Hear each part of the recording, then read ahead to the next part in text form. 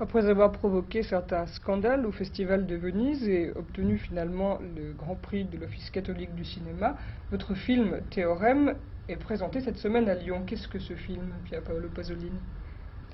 Ce film est une parabole, ou si vous voulez, une énigme. Et alors, si vous voulez, pour moi, que je suis l'auteur, c'est très difficile de l'expliquer, de le définir. Un théorème, normalement, ça doit être assez clair. Pourquoi avoir choisi ce titre et comment l'expliquez-vous? Oui, c'est un théorème mystérieux. Et le titre,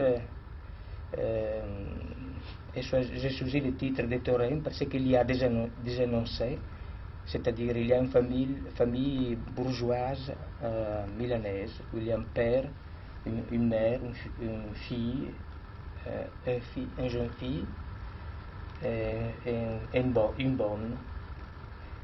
Et après il y a une hypothèse, c'est-à-dire il y a une démonstration per absurdum. Cette hypothèse, c'est qu'un jeune homme, peut-être Dieu ou peut-être Lucifer, c'est-à-dire l'authenticité, arrive dans cette famille et tous les personnages sont en crise.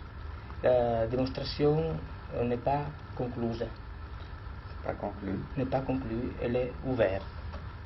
Bien. Comment se situe ce film dans votre œuvre en général?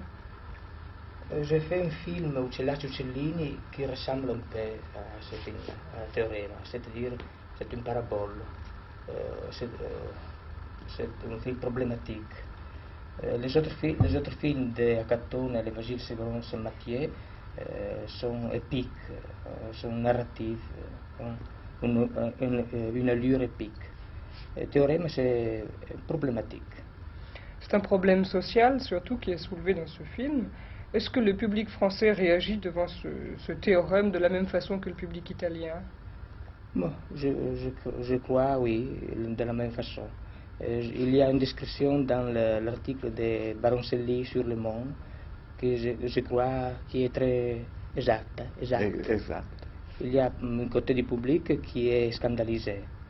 Et le scandale et l'hypocrisie, c'est la même dans tout le pays.